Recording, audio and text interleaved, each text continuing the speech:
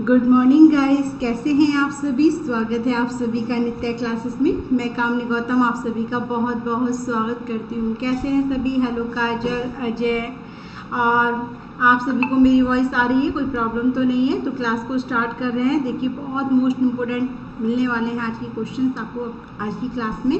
तो बिना किसी देरी की क्लास को स्टार्ट करते हैं। एक बार बता दीजिएगा कि आप सभी को मेरी वॉइस क्लियर आ रही है, कोई दिक्कत तो नहीं है। तो क्लास स्टार्ट करें। तो पहला प्रश्न आप सभी के सामने आता हुआ, उससे पहले आप प्लीज मुझे बताइएगा सब कुछ ओके है। तो देखिए पहला क्वेश्चन क्या कहता है, अच्छे से पढ़िए। Hello Satish, good morning. तो देखिए पहला क्वेश्चन आप सभी के सामने आपकी स्क्रीन पर क्या है।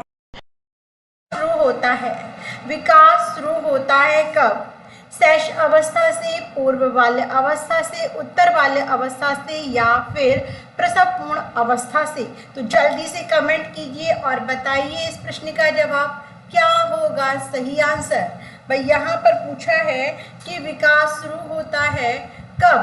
देखना पिक्चर नहीं आ रही क्या मेरी, वो फोटो वो पिक्चर नहीं आ रही क्या इस पे। जल्दी से बताइएगा विकास शैशवावस्था, पूर्व बाल्य अवस्था, उत्तर बाल्य अवस्था, या फिर अवस्था। तो आप सभी जानते हैं कब से होता है विकास की प्रक्रिया आरंभ। तो डी आंसर मुझे मिला है। डी ऑप्शन सभी ने मुझे दिया है। Hello Pradeep Tyagi ji, good morning.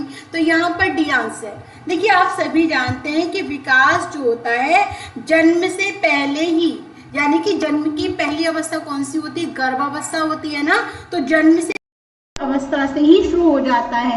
ये एक ऐसी अवस्था है, जिसमें बच्चे के देखिए गर्भ में विकसित होता है, 9 माह लगते हैं। तो यहाँ पर बिल्कुल सही जवाब डी ऑप्शन, प्रसव पूर्ण अवस्था। प्रणाम प्रतीक्षा, मंजली भी, डी ऑप्शन बहुत बढ़िया। चलिए तो बहुत अच्छे से आप सभी ने दिया आंसर। डी आंसर इस क्वेश्चन का बिल्कुल सही जवाब है। नेक्स्ट क्वेश्चन आप सभी के सामने क्या है। हो रही है इसलिए मैंने अभी हटाया। देखो चलिए तो देखिए यहाँ पर सेकंड में थोड़ा सा दिक्कत था। क्वेश्चन के आंसर कर रहे थे तो वो मैंने हटा दिया। क्वेश्चन नंबर 3 आपके सामने है, ठीक है। बाल विकास के मस्तिष्काधोमुखी सिद्धांत के संबंध में कौन सा उचित कथन है। तो आपको बताना है कि विकास सिर से पैर की ओर होता है, विकास पैर से सिर की ओर होता है, विकास केंद्र से शुरू होकर आगे बढ़ता है, या फिर विकास बाएं हाथ से दाएं हाथ की ओर होता है। बताइए इस जवाब आंसर दीजिएगा। क्वेश्चन नंबर 2, क्वेश्चन नंबर 3 आप सभी के सामने जल्दी से मिलना चाहिए। तो आपका फर्स्ट ऑप्शन मुझे मिला है। तो बहुत बढ़िया कि एक बालक का प्रथम वर्ष जो होता है वो गतिक भी माना जा सकता है, क्रमिक भी माना जा सकता है। यानी कि आपने देखा होगा मस्तिष्काधोमुखी विकास, सबसे पहले मस्तिष्क का विकास, फिर धड़ का विकास, और लास्ट में पैर, बच्चा पैरों के बल पे चलना सीखता है। तो यहाँ पर आपका फर्स्ट ऑप्शन बिल्कुल सही जवाब है। बहुत अच्छे से आप सभी ने आंसर दिया है। ए ऑप्शन इस क्वेश्चन जवाब बहुत बढ़िया, आप सभी का आंसर। आगे देखिएगा नेक्स्ट प्रश्न क्या है आप सभी के सामने आपकी स्क्रीन पर। मानव विकास में वंशानुक्रम और वातावरण की भूमिका के संबंध में कौन सा कथन सही है। तो देखिए वातावरण की भूमिका लगभग स्थायी है, जबकि वंशानुक्रम के प्रभाव को बदला जा सकता है। बी, व्यवहारवाद पर आधारित सिद्धांत मुख्य रूप से मानव विकास में प्रकृति की भूमिका पर आधारित है। सी, वंशानुक्रम एवं वातावरण के सापेक्षिक प्रभाव विकास विभिन्न क्षेत्र में भिन्न भिन्न है। डी, भारत सरकार की क्षतिपूरक पक्षपात की नीति मानव विकास पर प्रकृति के प्रभाव पर आधारित है। जवाब क्या होना चाहिए इस क्वेश्चन का आंसर। तो देखिए क्वेश्चन नंबर 4 का आंसर मुझे मिला है सी ऑप्शन। जीतू ने कहा है A answer. A and C 2 option मुझे मिल रहे हैं। अब सही जवाब क्या होगा ये आप सभी को ही बताना है। तो यहाँ पर देखिए 2 आंसर मुझे ए ऑप्शन भी मिला है और सी आंसर भी मिला है। क्वेश्चन समझ लेते हैं कि मानव के विकास में वंशानुक्रम और वातावरण की भूमिका में कौन सा कथन सही है। ठीक है, तो पहला ऑप्शन कि वातावरण की भूमिका लगभग स्थायी होती है, गलत। ये वंशानुक्रम की भूमिका स्थायी होती है। ठीक है, और वातावरण के प्रभाव को बदला जा सकता है, ये होना चाहिए था। तो पहला ऑप्शन गलत हुआ। व्यवहारवाद पर आधारित सिद्धांत मुख्य रूप से मानव विकास में प्रकृति की भूमिका पर आधारित है, ये भी गलत है। इसमें बच्चे का व्यवहार सम्मिलित होता है। सी आंसर कहता है कि वंशानुक्रम एवं वातावरण के सापेक्षिक प्रभाव विकास विभिन्न क्षेत्रों में भिन्न भिन्न देखने को मिलते हैं। तो आपका सही जवाब सी ऑप्शन बिल्कुल सही है। आपने देखा होगा कि वंशानुक्रम और वातावरण का प्रभाव गर्म जलवायु के जो व्यक्ति होते हैं वो कैसे लगते हैं, और ठंडी जलवायु पर रहने वाले व्यक्ति का जो विकास होता है वो अलग होता है। तो ये भिन्न भिन्न बताया गया है यहाँ पर, और बिल्कुल सी ऑप्शन एकदम सही है। डी आंसर गलत हो जाएगा कि भारत सरकार की क्षतिपूरक पक्षपात की नीति मानव विकास पर प्रकृति के प्रभाव पर आधारित है, तो ये भी गलत है। सी आंसर बिल्कुल करेक्ट, बहुत अच्छे से दिया है सभी ने जवाब। मेरी वॉइस रुक रुक कर आ रही है, होना तो नहीं चाहिए। चलिए नेक्स्ट क्वेश्चन आप सभी के सामने क्या है, देखिए। निम्न में से कौन सी व्याख्यात्मक अभिलेख की विशेषता नहीं है। तो देखिए यह घटनाओं का वास्तविक वर्णन होता है। बी, यह एक बालक के व्यक्तित्व या सामाजिक अंतःक्रियाओं का परिणाम होता है। सी, यह आंकड़ों पर आधारित एक पर्याप्त व्याख्या होती है। डी, यह व्यवहार का एक व्यक्तिपरक प्रमाण है और इसीलिए शैक्षणिक क्षेत्र में प्रतिक्रिया प्रदान नहीं करता है। तो जल्दी से मिलना चाहिए आंसर क्या होगा इस क्वेश्चन का सही जवाब। भाई आंसर दीजिएगा, यहाँ पे कोई भी रिक्त स्थान नहीं है, तो जल्दी जल्दी से कमेंट कीजिए क्वेश्चन नंबर 5 का सही जवाब क्या होना चाहिए।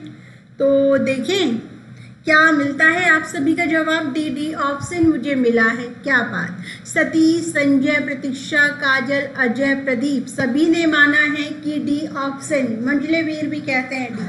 तो यहाँ पर नेगेटिव विशेषता नहीं पूछा है, तो आपने देखा क्या कि यह व्यवहार का एक व्यक्तिपरक प्रमाण है और इसीलिए शैक्षणिक क्षेत्र में प्रतिक्रिया प्रदान नहीं करता, जो कि अपनी प्रतिक्रिया प्रदान करता है। इसीलिए आपका डी ऑप्शन गलत जवाब हो जाता है। बहुत बढ़िया, सभी ने अच्छे से अपने आंसर को सिलेक्ट किया है। डी आंसर ही इसका करेक्ट जवाब है। आगे देखिए नेक्स्ट, जैविक निधि की बजाय सामाजिक भूमिकाओं के आधार पर निर्धारित विशेषताओं को क्या कहा जाता है। जेंडर भूमिका अभिप्रति, जेंडर भूमिका दबाव, जेंडर भूमिका वैधता, जेंडर भूमिका निदानिकी। तो जल्दी से कमेंट कीजिए और बताइए इस क्वेश्चन का सही जवाब। जैविक निधि यानी कि प्राकृतिक निधि की बजाय सामाजिक भूमिकाओं के आधार पर निर्धारित विशेषताओं को क्या कहा जाता है। तो जल्दी से दीजिएगा जवाब, क्या होना चाहिए इस प्रश्न का सही आंसर। तो देखिए क्या क्या आंसर आप सभी के मिलते हैं। काजल, अब तो प्रॉब्लम नहीं है ना, वो इसमें क्लियर है। तो भाई यहाँ पर सी आंसर मुझे मिला है, डी आंसर भी मुझे मिला है, जेंडर भूमिका निदानिकी। चलिए आंसर दीजिएगा सभी। तो देखिए आपने देखा होगा कि कुछ मतलब बहुत से पुरुष ऐसे कहते हैं कि स्त्रियों से युद्ध लड़ने, मतलब स्त्रियां युद्ध के लिए नहीं बनाई गई हैं, वो घर में रहने के लिए बनाई गई हैं। कोई कहता है कि लड़के जॉब के लिए नहीं है, वो सिर्फ घर में रहनी चाहिए। तो ये सामाजिक जो जेंडर भूमिका, लिंग रूढ़िबद्धता को देखकर जो भी आपके समाज में धारणाएं बनती आई हैं, ये क्वेश्चन उस पर आधारित है। ठीक है, तो यहाँ पर आप इस प्रकार की जो अभिव्यक्ति देखने को मिलती है वो लिंग पर आधारित रूढ़ियों पर, जो लिंग पर आधारित रूढ़िबद्धता पर मानी जाती है। तो जेंडर भूमिका बद्धता इस क्वेश्चन का बिल्कुल सही जवाब होगा। डी ऑप्शन नहीं होगा।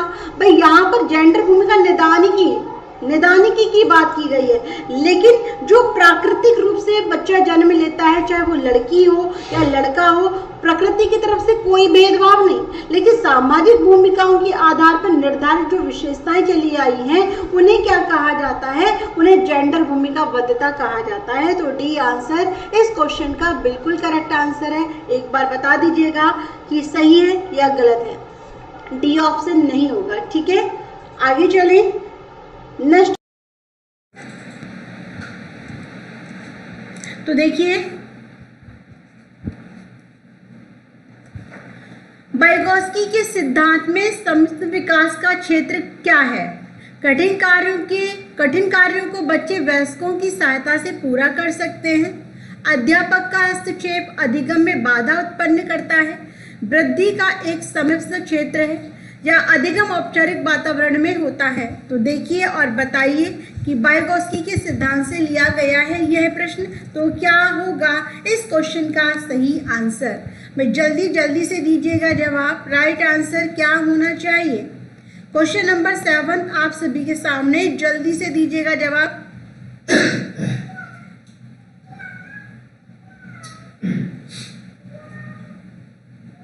तो यहाँ पर good morning Uma.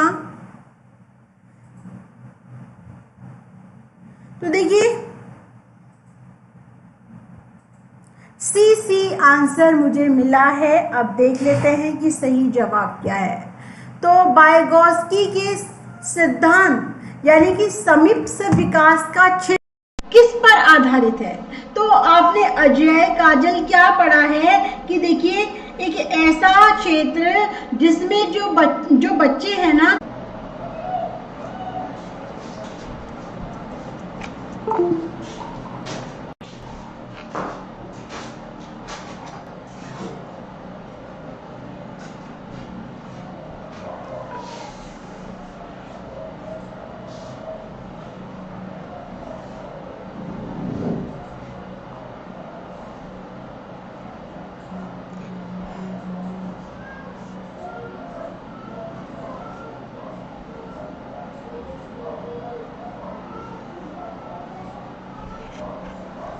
Question number 7 आप सभी के सामने था और आप में से मुझे कुछ लोगों के आंसर आए सी ऑप्शन, कुछ ने कहा है कि ए आंसर होगा।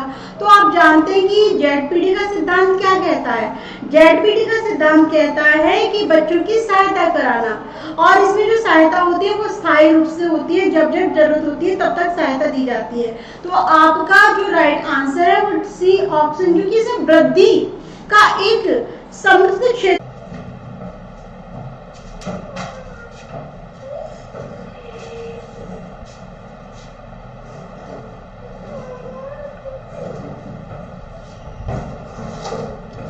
वो सही चल रहा है, बंद तो नहीं हुआ?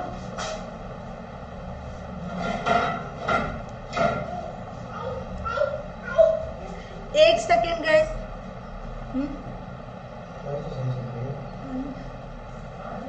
क्वेश्चन नंबर 8 आप सभी के सामने है। नेट में प्रॉब्लम नहीं है, पता नहीं दिक्कत कहाँ पर है, तो बार बार प्रॉब्लम हो रही है उसकी वजह से।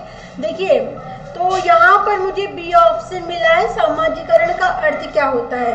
तो सामाजिकरण का अर्थ है कि समाज में समायोजन करना, समाज के साथ डलना, समाज की संस्कृति को समझना, समाज के नियमों को समझना। तो बहुत बढ़िया, सभी का आंसर बी ऑप्शन है। क्वेश्चन बहुत इजी है और सभी ने इसका सही जवाब दिया है। ठीक है, चलिए आगे देखिएगा। नेक्स्ट प्रश्न क्या है? एक अध्यापक ने देखा, ये क्वेश्चन मैंने कराया हुआ है आपको। एक अध्यापक ने देखा कि एक छात्र को वर्ग बनाने में कठिनाई हो रही है। उसने यह अनुमान लगाया कि उसे हीरे का चित्र बनाने में भी कठिनाई होगी। तो उनके द्वारा लगाया गया अनुमान निम्नलिखित में से किस सिद्धांत पर आधारित है? तो देखिए, विकास एक व्यवस्थित क्रम में होने की प्रवृत्ति से संबंधित है। ठीक है।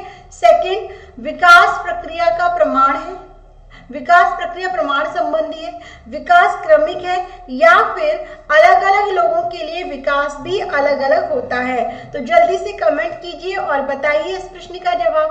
क्वेश्चन नंबर 9 आप सभी के सामने, तो देखिए किसका आंसर कितना मुझे मिलता है सही। Answer answer answer. Question number 9 आप सभी के सामने। स्वाति, अजय, काजल, प्रदीप, सतीश, उमा, आंसर दीजिएगा। 9 का डी आंसर मुझे मिला है। बहुत बढ़िया। चलिए, तो सी आंसर भी मुझे मिला है। अब देख लेते हैं सही जवाब क्या है। ठीक है भाई, सभी जितने भी क्लास में लर्नर हैं प्लीज कोशिश करें कि आप सभी आंसर दें, चाहे गलत हो लेकिन आंसर सभी को देना है। ठीक है, चलिए तो देखिए क्वेश्चन पे दोबारा से आ जाते हैं क्योंकि आपका एक आंसर सभी का नहीं है। सी आंसर भी मुझे मिला है और डी आंसर भी मुझे मिला है। देखिए क्वेश्चन देखिएगा कि एक अध्यापक ने देखा कि एक छात्र वर्ग बनाने में क्या कर रहा है, कठिनाई हो रही है, यानी कि एक छात्र पे वर्ग नहीं बनाया जा रहा है।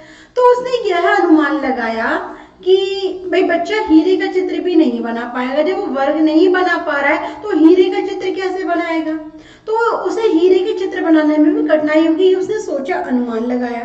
तो उनके द्वारा लगाया गया अनुमान निम्नलिखित में से किस सिद्धांत पर आधारित है। ठीक है, तो देखिए इस क्वेश्चन का जो सही जवाब है वो क्या है कि विकास एक व्यवस्थित क्रम में होने की प्रवृत्ति से संबंधित है। यानी कि इस क्वेश्चन का सही आंसर होगा फर्स्ट ऑप्शन। वो कैसे कि जब एक व्यक्ति का विकास होता है, जब एक व्यक्ति जन्म लेता है तो आपने देखा होगा सभी व्यक्ति सामान्य रूप से 5 से 6 महीने लग जाते हैं बच्चे को अपने आप को संभालने में, यानी कि गर्दन को कंट्रोल करने में, बैठने में। 7 से 8 माह के बीच में बच्चा बैठना शुरू करता है। 1 साल की एज में आके बच्चा खड़ा होना शुरू करता है और लगभग 1.5 से 2 साल में बच्चा अच्छे से चलने लगता है। ठीक है, तो एक व्यवस्थित क्रम चलता आया है। पहले बच्चे सर को संभालना, फिर बच्चा अपने बॉडी को संभालना है, फिर धीरे धीरे खड़ा होना। ऐसा तो नहीं है कि जो प्रतिभाशाली बच्चे हैं या फिर जो बच्चे स्वस्थ पैदा हुए वो होते ही चलने लगे, नहीं ना। तो विकास एक व्यवस्थित क्रम में होने की प्रवृत्ति से माना गया है। इसमें शारीरिक विकास, मानसिक विकास, संज्ञानात्मक विकास, ये सभी पक्ष इसमें शामिल होते हैं। तो आपका ए ऑप्शन बिल्कुल सही आंसर होगा। ठीक है, अलग अलग लोगों के लिए विकास भी अलग अलग होता है, ये गलत हो जाएगा क्योंकि यहाँ पे एक अनुमान लगाया जा रहा है। जैसे कि आप भी भाई जब आपके सामने छोटा कोई बच्चा आता है तो आप बोलेंगे कि भाई लिखकर दिखा ए फॉर एप्पल। जब बच्चे को ए के बारे में ही नहीं पता तो एप्पल कैसे लिखेगा। ठीक है, तो यहाँ पर क्या है कि विकास जो होता है व्यवस्थित क्रम में चलता है। समझ में आ गया, क्लियर हुआ सभी को। डी आंसर नहीं होगा, ए आंसर इस क्वेश्चन का सही जवाब है। ठीक है, आगे चले। नेक्स्ट क्वेश्चन देखिएगा, क्वेश्चन नंबर 10। निम्नलिखित में से कौन सा विकल्प बाल केंद्रित उपागम की विशेषता नहीं है। तो देखिए बच्चे सक्रिय भागीदार होते हैं, प्रत्येक बालक विशिष्ट होता है, प्रत्येक बालक के पास शिक्षा का अधिकार है, या प्रत्येक बालक अपने स्वयं के पाठ्यक्रम का निर्माण करता है। तो देखिए और बताइए कि इस प्रश्न का क्या होना चाहिए आंसर। मैं जल्दी जल्दी से दीजिएगा जवाब।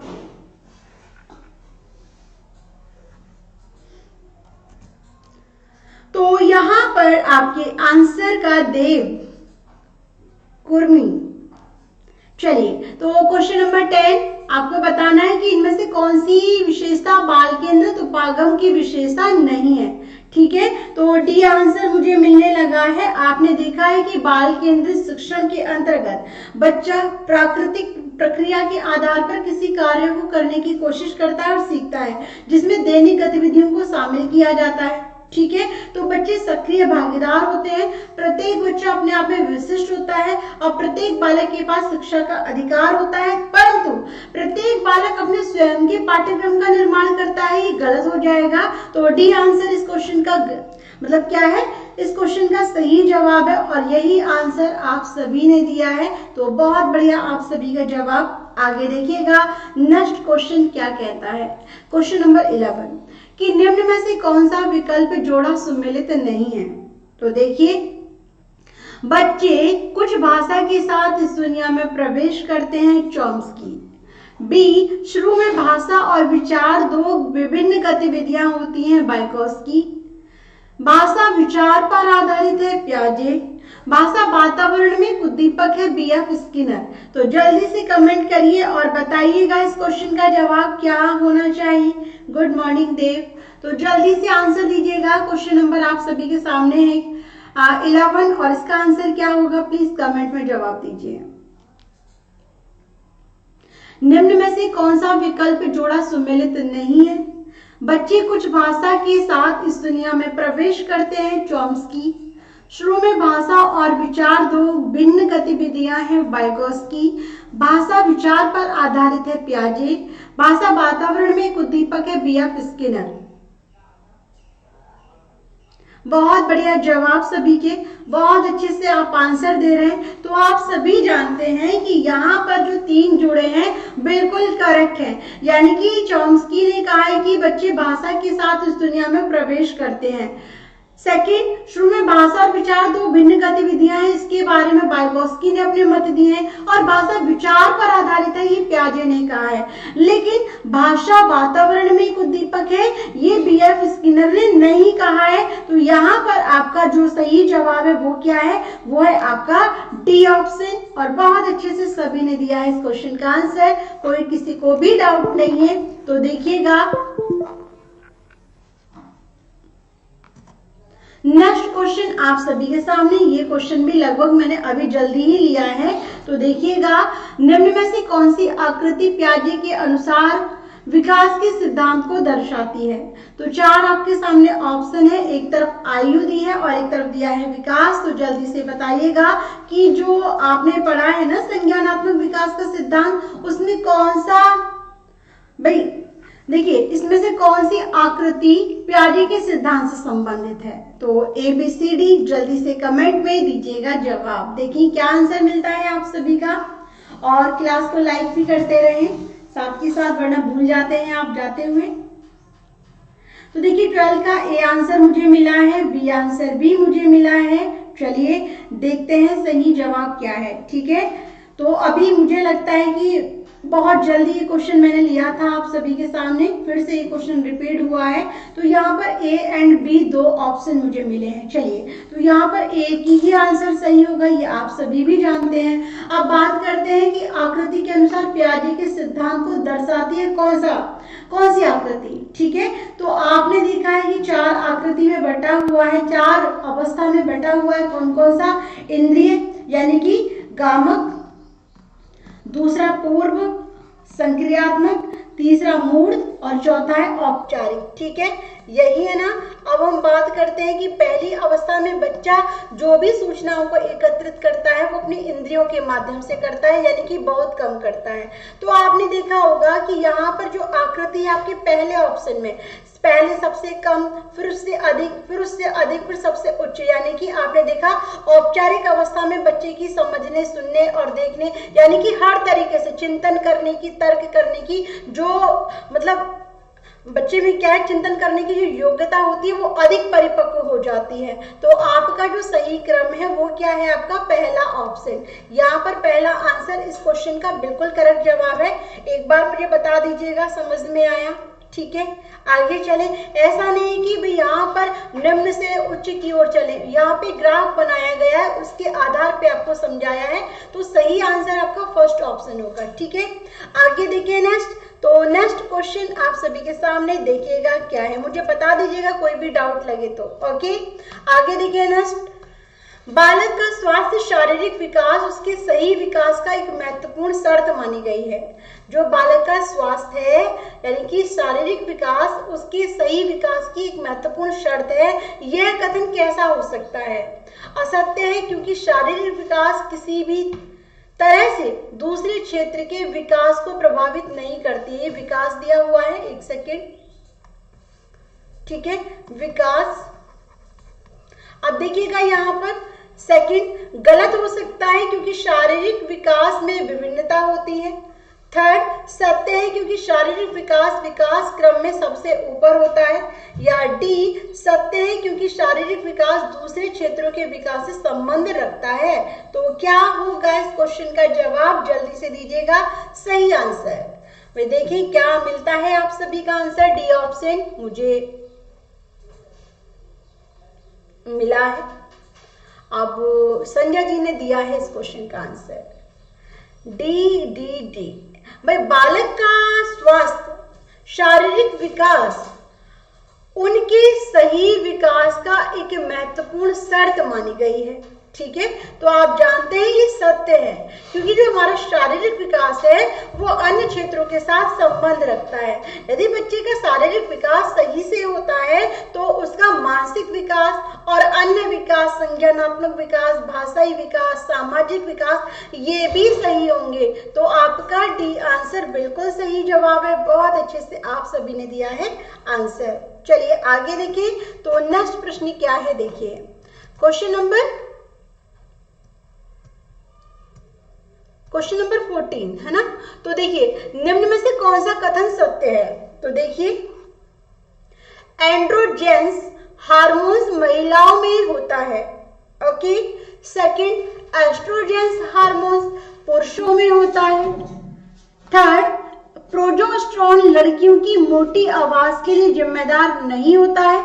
और डी एक्स्ट्रोजेंस और एंड्रोजेंस दोनों तरुण अवस्था में लड़का और लड़की दोनों में होता है। तो देखिए और बताइए कि इस क्वेश्चन का आंसर क्या होगा।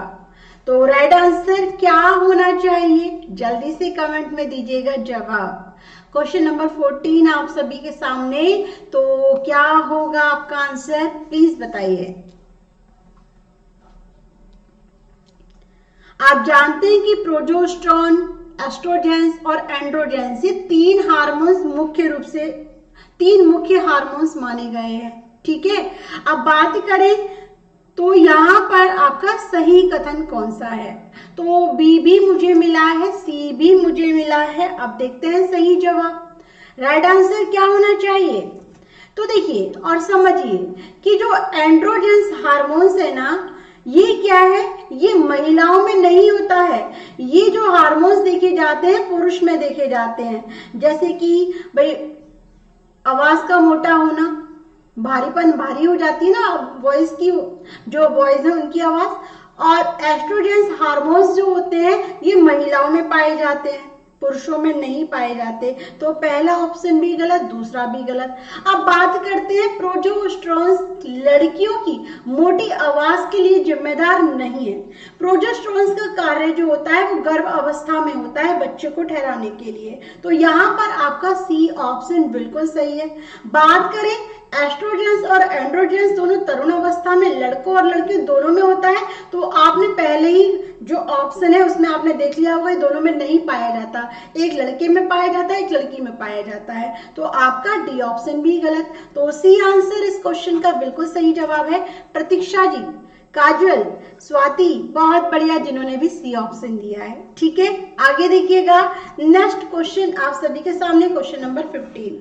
विचार न केवल भाषा का निर्धारण करता है बल्कि इससे पहले भी आता है। तो यह कथन किसका है आप सभी को बताना है। तो जल्दी से कमेंट कीजिए कि क्या होगा इस क्वेश्चन का जवाब। क्वेश्चन नंबर आप सभी के सामने है 15 का आंसर जल्दी से कमेंट में दीजिए। विचार न केवल भाषा का निर्धारण करता है बल्कि इससे पहले भी आता है, यह विचार किसने दिया। तो प्लीज कमेंट में आंसर दीजिएगा। तो यहां पर ए आंसर मुझे मिला है, ए आंसर मुझे मिला है। फिर दोबारा से देख लीजिएगा क्वेश्चन को। विचार न केवल भाषा का निर्धारण करता है बल्कि इससे पहले भी आता है, यह विचार किसने दिया। जीन पियाजे, कोहलवर, वाइगोस्की, पावलोव।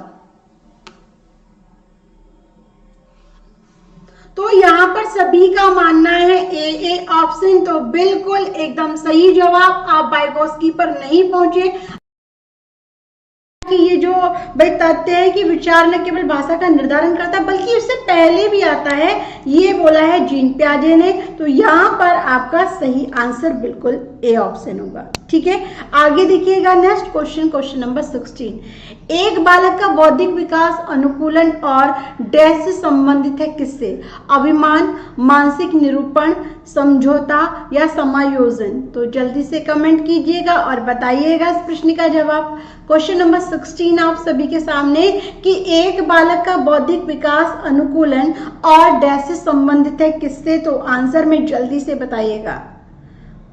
देखिए क्या मिलता है आपका आंसर, ए ऑप्शन। बहुत बढ़िया, सभी का आंसर एक है और एकदम सही जवाब दिया है आप सभी ने। क्वेश्चन नंबर 16 आप सभी के सामने। तो राइट आंसर क्या होना चाहिए भाई? तो यहाँ पे डी आंसर मुझे मिला है, जो कि समझौता भी मिला है। अब देख लेते हैं सही जवाब क्या है। कमलेश ने भी कहा है समझौता। अब देखिए राइट आंसर क्या होना चाहिए भाई? देखिए समझौता का अर्थ क्या है कि किसी भी उद्देश्य को प्राप्त करने के लिए आप अपने कार्यों में बदलाव करते हैं। ठीक है, पिक रुक गई, पिक चले रुक जाने दो काजल।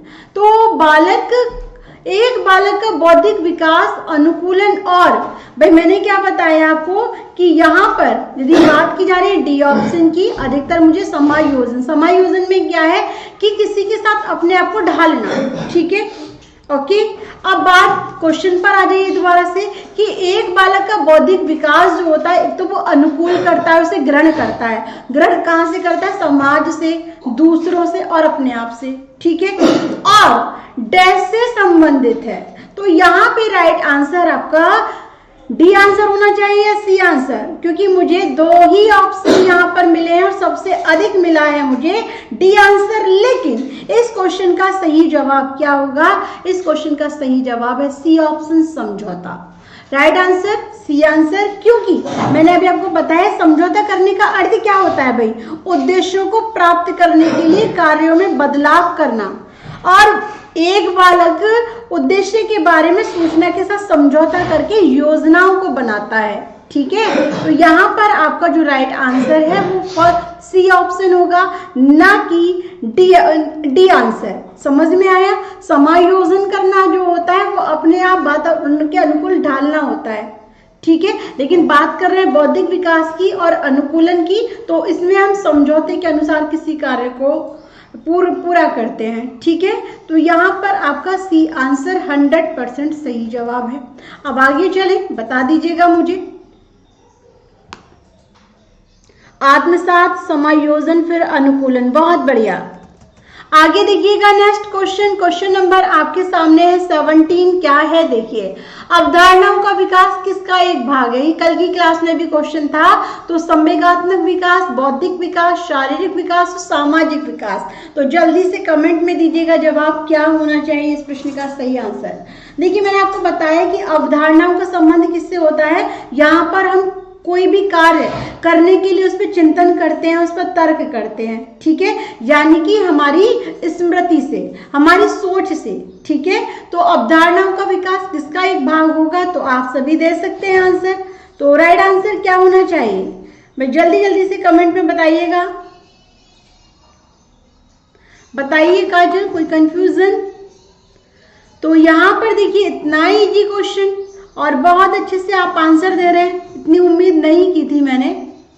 संजय जी, त्यागी जी, चलिए तो ए आंसर मुझे मिला है। अभी मैंने आपको बताया भी कि अवधारणा का संबंध जो होता है वो हमारी स्मृति से होता है, हमारी सोच से होता है। तो यहाँ पर स्मृति का संबंध किससे होता है? हमारे बौद्धिक विकास से, संज्ञानात्मक विकास से। ठीक है, तो यहाँ पे राइट आंसर जो होगा वो होगा आपका बी ऑप्शन, क्योंकि बौद्धिक या संज्ञानात्मक विकास एक बालक की चिंतन या योग्यता का विकास करता है।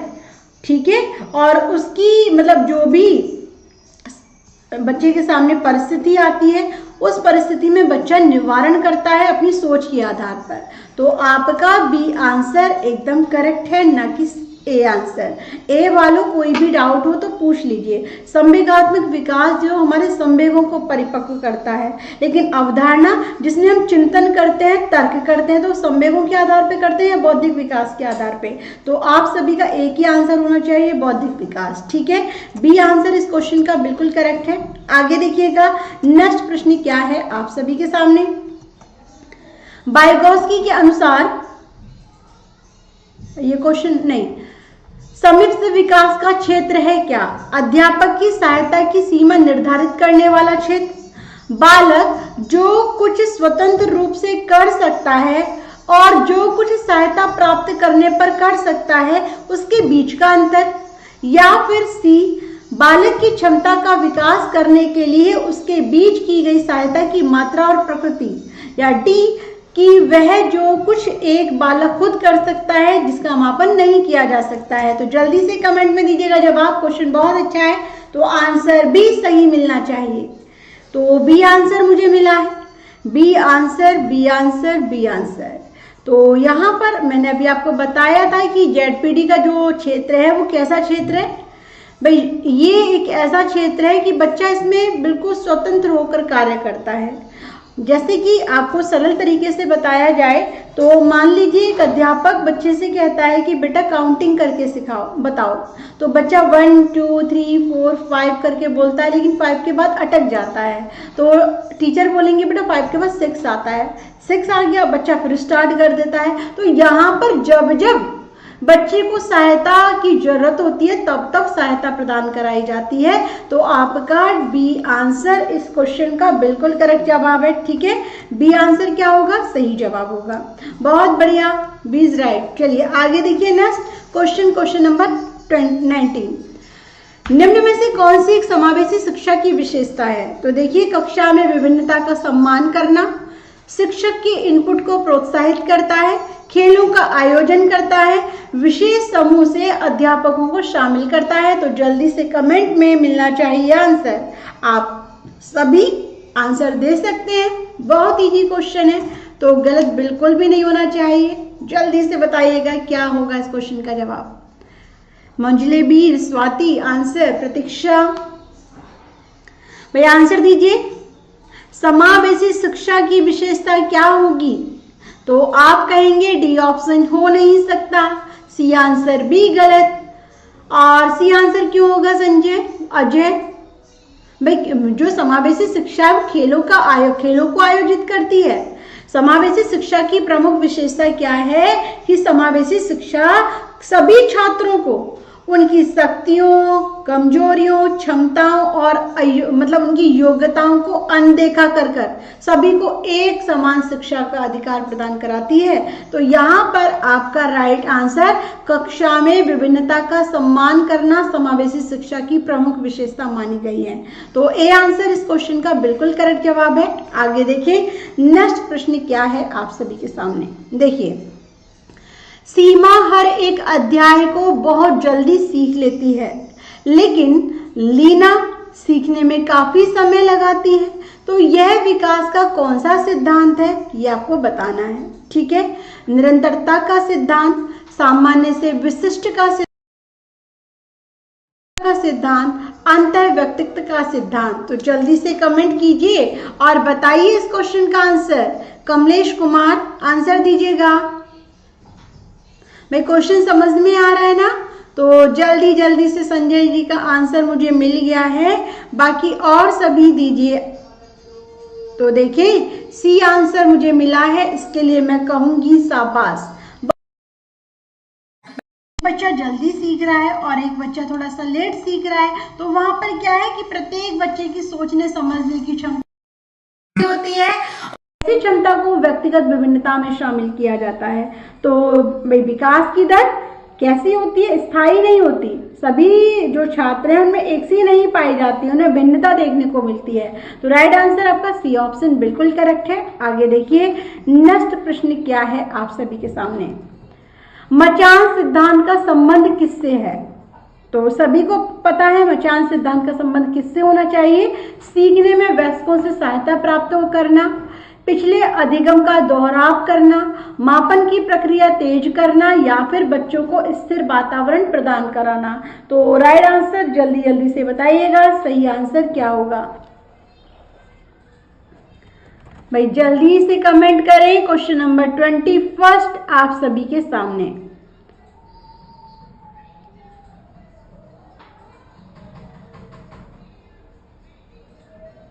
चलिए आप सभी के आंसर आने लगे हैं। एक यानी कि आप सभी ने मुझे दिया है फर्स्ट ऑप्शन, है ना, एकदम सही कि मचान की जो अवधारणा मानी गई है उसमें क्या देखा जाता है कि एक शिक्षक समर्थन करता है, शिक्षार्थी की सहायता करता है, और जब वो सहायता शिक्षार्थी प्राप्त कर लेता है तो उस सहायता को क्या है, हटा दिया जाता है, यानी कि वो सहायता बार बार नहीं दी जाती है। एक बार यदि बच्चा सीख जाए तो वो जो सहायता है उसको क्या है, समाप्त कर दिया जाता है। तो आपका राइट आंसर सीखने में वयस्कों से सहायता प्राप्त करना बिल्कुल सही है। ठीक है, फर्स्ट ऑप्शन सभी ने दिया है, यहाँ पर डी नहीं होगा वीर भाई। स्थिर वातावरण प्रदान करना नहीं होता, ये अस्थायी सहायता होती है। ठीक है, तो यहाँ पर आपका सीखने में वयस्कों से सहायता प्राप्त करना बिल्कुल सही है। आगे देखिएगा, नेक्स्ट प्रश्न क्या है आप सभी के सामने, क्वेश्चन नंबर 22। एक बालक के विकास के सिद्धांतों की समझ एक शिक्षक की किस प्रकार सहायता करता है, तो ये आपको बताना है। देखिए, छात्र के सामाजिक स्तर की पहचान करने में, छात्र की आर्थिक पृष्ठभूमि पहचान करने में, यह समझने में कि छात्र को किस प्रकार पढ़ाया जाए, या डी सीखने के अनुसार छात्रों को पढ़ाने में। तो क्या हो सकता है इस क्वेश्चन का जवाब, जल्दी से दीजिएगा।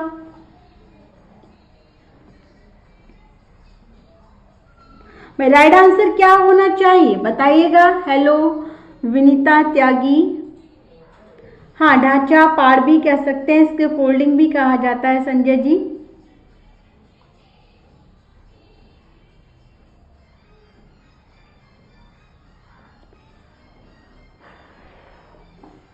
तो देखिए सी आंसर मुझे मिला है। ठीक है, यह समझने के लिए छात्रों को किस प्रकार पढ़ाया जाए। चलिए बहुत बढ़िया। देखिए, छात्र के सामाजिक स्तर की पहचान करने में बहुत दिक्कतें हो जाएंगी संजय जी, ए आंसर तो होगा नहीं। ठीक है, अब बात करते हैं कि यहाँ पे सही जवाब क्या होगा, सी या डी। काजल, हम जब आपकी क्लास में भिन्न भिन्न वर्ग से आपके क्लास में छात्र आते हैं, तो क्या आप ये खोजबीन करते हैं कि छात्र की जो सामाजिक पृष्ठभूमि कैसी है, छात्र किस फैमिली से आया है? नहीं ना, क्योंकि आप देखिए, आपको कक्षा में रहकर, क्लास में रहकर बच्चों को मोटिवेट करना होता है, बच्चों में परिवर्तन लाना होता है। तो आपका ए आंसर तो बिल्कुल गलत हो जाएगा। अब बात करते हैं सही आंसर की। तो इस क्वेश्चन का राइट आंसर होगा कि सीखने के अनुसार छात्रों को पढ़ाने में। राइट आंसर डी ऑप्शन इस क्वेश्चन का बिल्कुल सही है। अब पूछिए कैसे, क्योंकि आपने देखा होगा कि छात्रों की व्यक्तिगत विभिन्नता को समझकर एक शिक्षक उनकी आवश्यकता के अनुसार उन्हें क्या देता है, शिक्षा प्रदान कराता है। ठीक है, जिसमें क्या है कि बालक का विकास एक समय के बाद बालक के व्यवहार में परिवर्तन देखने को मिलता है, और यह भी देखने को मिलता है कि बालक एक विशेष बदलाव से कैसे और क्यों गुजरता है, बच्चा कैसे और क्यों गुजरता है।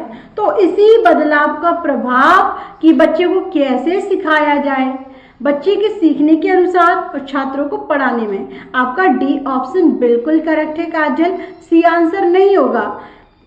यह समझने के लिए छात्रों को किस प्रकार में क्या पढ़ाया जाए जो बच्चों को समझ में आए। ठीक है, तो आपका डी आंसर सही आंसर होता है, सीखने के अनुसार और छात्रों को पढ़ाने में। ओके, कोई दिक्कत, कोई समस्या तो बताइएगा मुझे। आगे देखिए क्वेश्चन नंबर 13। वाइगोत्स्की द्वारा कौन सी अवधारणा दी गई है? स्वर समंजन, व्यक्तिगत रूप से पढ़ाना, पेंडुलम समस्या, समस्त विकास का क्षेत्र। तो आपको सभी को पता है, लगभग 2-3 क्वेश्चन आज की क्लास में सेम मिले हैं, तो आप तो डाउट इसमें होगा ही नहीं आपको किसी को भी। तो राइट आंसर जल्दी से बताइएगा, किस अवधारणा पर बात की गई है?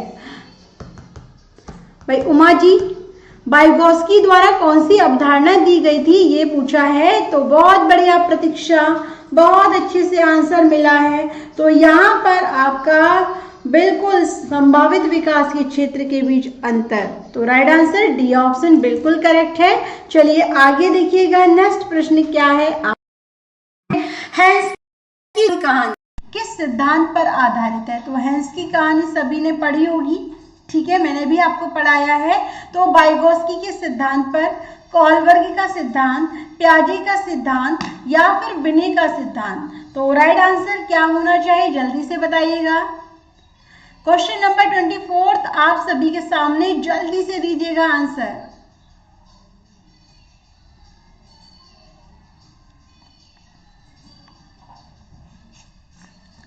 तो यहां पर मिला है मुझे D, B option, B answer, B answer, B answer. बहुत अच्छे। देखिए हेंस की जो हेंस है, हेंस की दुविधा की कहानी क्या है कि एक व्यक्ति के नैतिक विकास की व्याख्या करता है, ठीक है, और ये किसके सिद्धांत से जुड़ा हुआ है, ये कोलबर्ग के नैतिक विकास के सिद्धांत से जुड़ा हुआ है। तो यहाँ पर बी आंसर बिल्कुल। बहुत बढ़िया, आप सभी के जवाब, शाबाश। नेक्स्ट क्वेश्चन देखिएगा, किस अवस्था में जीववाद को प्रदर्शित करता है, ठीक है। तो देखिए संवेदी पेशी अवस्था, प्राक संक्रियात्मक अवस्था, मूर्त संक्रियात्मक अवस्था या औपचारिक संक्रियात्मक अवस्था। तो जल्दी से कमेंट कीजिए और बताइए कि क्या होना चाहिए इस प्रश्न का जवाब। भाई वह कौन सी अवस्था है जिसमें बालक एनिमिज्म को प्रदर्शित करते हैं। तो राइट आंसर मिलना चाहिए। 26 का क्या होगा उमा जी आंसर?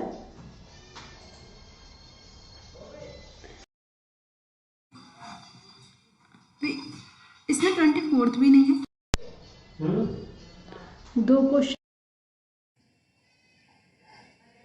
देखिए, 24 5th क्वेश्चन नहीं है इसमें, 26 क्वेश्चन आपके सामने है, ठीक है। तो देखिए 26 का आंसर मुझे बी ऑप्शन मिला है, बी आंसर। अब देखिएगा बी आंसर क्या सही है, बी आंसर चाहिए, सभी ने मुझे दिया है बी आंसर। देखिए प्राक संक्रियात्मक अवस्था में बालक जो होते हैं ना, बालक जीववाद को प्रदर्शित करते हैं। क्यों? क्योंकि इस अवस्था में बच्चों को यह विश्वास होता है कि निर्जीव वस्तुएं जैसे कि खिलौना है ना, उनके और भी खेल खिलौने, गुड़िया गुड्डा, वो सजीव मान लेते हैं, यानी कि निर्जीव को सजीव मानते हैं। इसीलिए इसे जीववाद की अवस्था भी कहा जाता है, पूर्व संक्रियात्मक अवस्था को। तो आपका करेक्ट है, ये सेकंड अवस्था है जीन प्याजे के सिद्धांत की। Next question number 27, Lawrence Kohlberg के अनुसार प्राथमिक स्कूल के बच्चे किस अवस्था में होते हैं? प्राथमिक स्कूल के बच्चे, ठीक है। तो आज्ञा पालन और दंड अनुमुक्ता का संबंध, सेकंड व्यक्तिवाद और विनिमय, थर्ड अच्छे अंतर व्यक्तित्व संबंध, या फिर सामाजिक संपर्क और व्यक्तिगत आधार। तो जल्दी से भाई क्या होगा इस क्वेश्चन का सही आंसर? तो आपको बता दें कि यहाँ पर आपका जो होगा पहला दूसरा, पहला तीसरा, दूसरा चौथा, या आपका दूसरा, देखिए यहाँ थोड़ा सा दिक्कत हो जाएगा आपको, चलिए दूसरा और तीसरा होना चाहिए यहाँ पे, ठीक है। चलिए बताइए, पहले में पहला दूसरा, दूसरे में दूसरा पहला और तीसरा, तीसरे में दूसरा और तीसरा, और चौथे में दूसरा और चौथा। तो जल्दी से दीजिएगा जवाब, क्या होना चाहिए इस क्वेश्चन का आंसर? 27 का बी ऑप्शन मुझे मिला है, पहला और तीसरा। राइट आंसर क्या होना चाहिए क्वेश्चन नंबर 27 का? बी आंसर आप सभी ने दिया है। चलिए तो देखिए डी आंसर भी मुझे मिला है। प्राथमिक स्कूल पे आज्ञा पालन और दंड अनुमुक्ता का जो स्तर है उसको बहुत अधिक फॉलो करता है, ठीक है। अब बात करें अच्छे अंतर व्यक्तित्व संबंध, तो अच्छे अंतर व्यक्तित्व संबंध का मतलब क्या है भाई, बताएंगे आप में से कोई? मुझे बताएगा आप में से अच्छे अंतर व्यक्तित्व का संबंध क्या है, पता है आपको? इसमें क्या है कि जो हमें अच्छे लगते हैं उनके साथ हमारे रिश्ते मधुर होते हैं, और जो हमें कहीं ना कहीं हमें लगता है कि इसका व्यवहार अच्छा नहीं है या इसकी सोच अच्छी नहीं है, तो उससे हम कोई भी रिश्ता नहीं रखते हैं। तो आपका सी ऑप्शन गलत हो जाएगा। इस क्वेश्चन का सही जवाब है क्या? ए ऑप्शन, पहला और दूसरा, आज्ञा पालन और दंड अनुमुक्ता, दूसरा है व्यक्तिवाद और विनिमय, ठीक है। तो यहाँ पर देखिएगा, इसमें भाई आपने आज्ञा पालन दंड अनुमुक्ता तो पढ़ा ही है, लेकिन व्यक्तिवाद जो अनुकरण करके बच्चा सीखने की कोशिश करता है। जैसे कि आप किसी बच्चे को अच्छा बोलेंगे तो अच्छा बोलने के बाद बच्चा कोशिश करता है कि वो और भी अच्छा करे जिससे बच्चे की प्रशंसा हो। तो व्यक्तिवाद और विनिमय का होना, आज्ञा पालन और दंड उन्मुखता का होना ये इस अवस्था में पाया जाता है। तो यहाँ पर आपका पहला ऑप्शन सही जवाब होता है। ठीक है भाई, समझ में आया? डी नहीं होगा, बिल्कुल नहीं होगा। प्राथमिक स्तर पूछा है उमा जी, प्राथमिक स्तर पूछा है। सामाजिक संपर्क ये तीसरी अवस्था में आता है, कौल वर्ग के सिद्धांत की तीसरी अवस्था में आता है। बच्चा बड़ा हो जाता है, यहाँ पर किशोर हो जाता है। ठीक है, तो ये गलत हो जाएगा। प्राथमिक स्तर में बच्चा क्या है, बाल्यावस्था तक ही रहता है। समझ में आया? तो राइट आंसर आपका डी ऑप्शन बिल्कुल नहीं होगा। भाई क्लियर हुआ या नहीं? आपका सही ऑप्शन है ए आंसर। ठीक है, आगे चलिए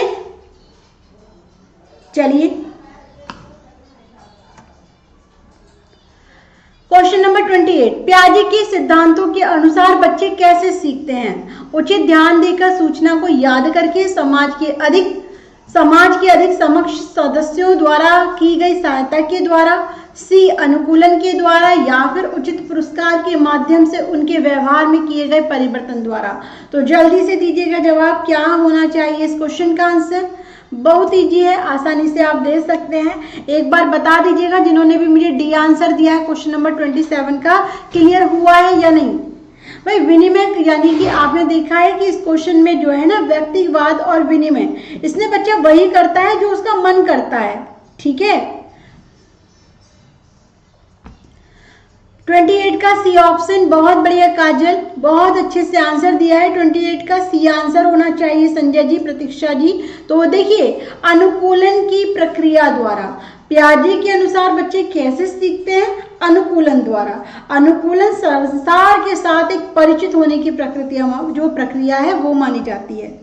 इसमें क्या होता है कि बच्चे बदलते हुए वातावरण के अनुसार नई नई संरचनाओं को ग्रहण करते हैं। ठीक है, तो आपका जो राइट आंसर है वो सी ऑप्शन होगा, और जिन्होंने भी दिया है सी आंसर बिल्कुल करेक्ट है।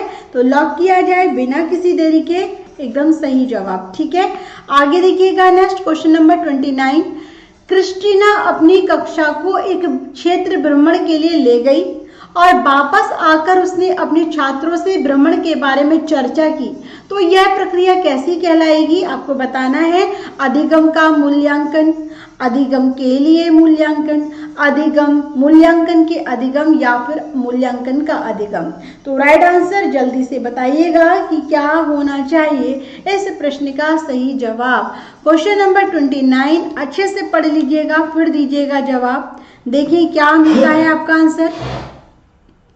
क्रिस्टीना अपनी कक्षा को एक क्षेत्र भ्रमण के लिए ले गई और वापस आकर उसने अपने छात्रों से भ्रमण के बारे में चर्चा की। यह प्रक्रिया क्या है?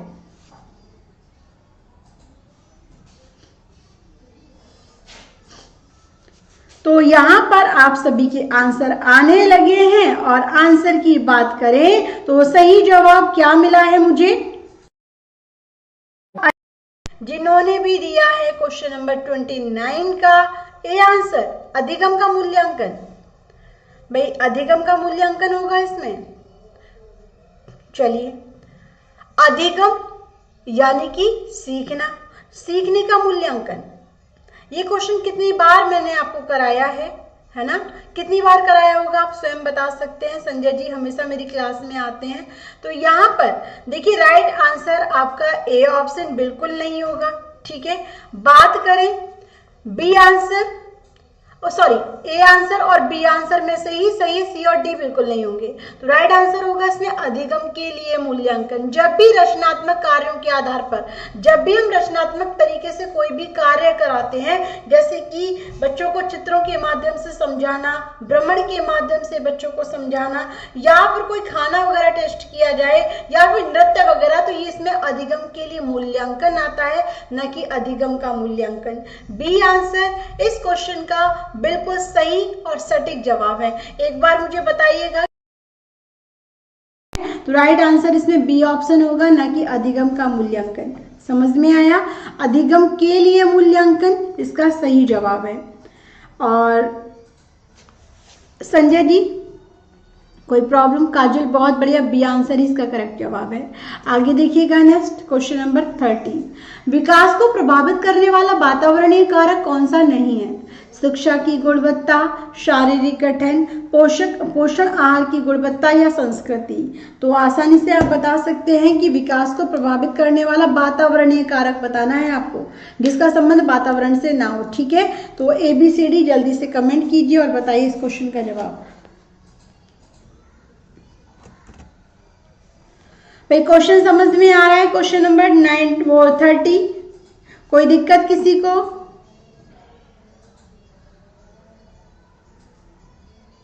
क्वेश्चन नंबर 30, विकास को प्रभावित करने वाला वातावरणीय कारक। बी आंसर मुझे मिला है शारीरिक गठन, उमा शर्मा जी की तरफ से। सी आंसर भी मुझे मिला है, डी आंसर भी मुझे मिला है। चलिए, तो देखिए यहाँ पर मैं आप सभी को बता दूं कि शारीरिक गठन एक वातावरणीय कारक नहीं माना गया है, बल्कि मानवीय शरीर की जैविक संरचना के आधार पे होता है शारीरिक गठन। उसकी आनुवांशिकता के आधार पे भी होता है, प्लस वातावरण के आधार पे भी होता है, लेकिन वातावरणीय कारक पूर्ण रूप से आपका बी ऑप्शन है। क्यों? शिक्षा की गुणवत्ता, आप कैसे समाज में रह रहे हो, वहां की शिक्षा कैसे मिल रही है, तो आपका ए ऑप्शन भी होगा। पोषण आहार की गुणवत्ता, आप किस तरीके का भोजन ले रहे हैं, क्या क्या अपने आहार में ले रहे हैं, तो ये भी। साथ के साथ वातावरण की बात की गई है तो वातावरण में आपकी संस्कृति, आपका कल्चर, आपके वहाँ के जो वातावरण से संबंधित नियम है वो भी आप फॉलो करते हैं। लेकिन शारीरिक गठन ये से संबंध नहीं रखता है, क्योंकि जैविक कारक है ये। तो आपका राइट आंसर बी ऑप्शन होगा। मुझे बता दें, वातावरणीय कारक के आधार पर पूछा है, इसीलिए आपका बी ऑप्शन बिल्कुल करेक्ट है। अब मुझे बताइएगा कि इस क्वेश्चन से किसी को कोई प्रॉब्लम, क्योंकि ए आंसर यहाँ पर बहुत गलत आंसर मुझे मिले हैं क्वेश्चन नंबर 30 के, जो कि उम्मीद नहीं थी कि आप ऐसे आंसर भी देंगे। ठीक है भाई, शिक्षा की गुणवत्ता किस पर आधारित होती है? आप कैसे समाज में रह रहे हो, कैसे वातावरण में रह रहे हो, वहाँ के लोग कैसे हैं। ठीक है, आपके स्कूल में कैसे पढ़ाया जा रहा है, कैसा शिक्षक आपको मिल रहा है। ओके, तो आपका बी ऑप्शन क्या होना चाहिए संजय जी? सही जवाब होना चाहिए या नहीं? शारीरिक गठन की बात करें तो आपने देखा है कि ये जैविक कारक के अंतर्गत आता है, मानवीय कारक के अंतर्गत आता है, जिसका संबंध आपकी आनुवंशिकता पर अधिक देखा जाता है। ठीक है, ओके, क्लियर? बताइएगा प्लीज। तो 30 क्वेश्चन होते हैं आपके कंप्लीट। एक बार मुझे बता दीजिएगा कोई भी प्रॉब्लम हो तो देखिए, एक और अनअकैडमी की तरफ से एक अनाउंसमेंट हुआ है मतलब सीटेट बैच के लिए। यहाँ पर एक कंप्लीट बैच कोर्स आपको मिल रहा है। ठीक है, जिसमें आपको टॉप एजुकेटर यहाँ पर पढ़ाते हैं। तो आपको यहाँ पे जो डिस्काउंट मिलेगा वो 10% का डिस्काउंट है। एक ऑफर और निकला है अनअकैडमी की तरफ से, यदि आप अनअकैडमी पे सब्सक्रिप्शन लेंगे 17 और 18 तारीख को, तो वहाँ पर आपको 20% का डिस्काउंट मिलेगा। ठीक है, आप चाहे अनअकैडमी पर पढ़ना प्लस कोर्स लेना तो ललित सर से भी आप अपना सब्सक्रिप्शन करा सकते हैं।